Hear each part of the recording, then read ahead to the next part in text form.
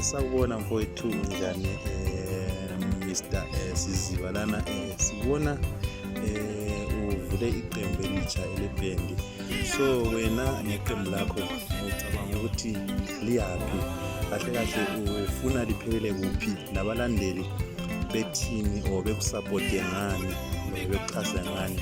Ngoba Siziba laphana bengisacela ukuthi unikeze ithuba uzichazele abalandeli wonke bekuzwe bekubona ukuthi okay, inhloso yakho ukuzuvule iqembu lakho leRumba Music ufunani, ujongeni inhloso yakho vele yonke.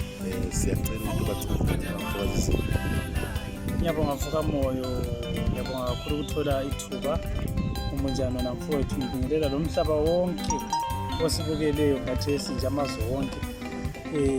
Siyabonga kakhulu ukuthi libe lisibona sikhuluma. Isifiso sami neqembu mfisa ukuthi abantu bayakwazi ukuthi bangilandele, basondele duze lami, abafuna ukukubuza babuzisise lapha babuzisisa khona, ukwenzela ukuthi nami ngibe lamandla ngiqhubekele phambili.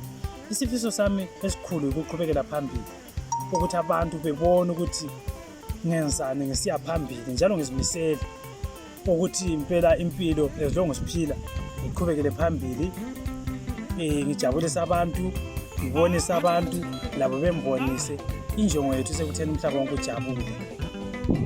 Sibonge laphana mfoka Siziba neqembu leMaphanabomvu New Sounds.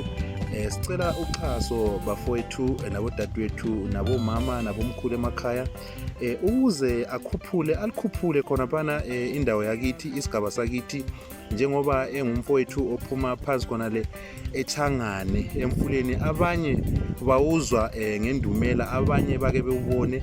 Sibonge laphana sithi sivale khona lapho.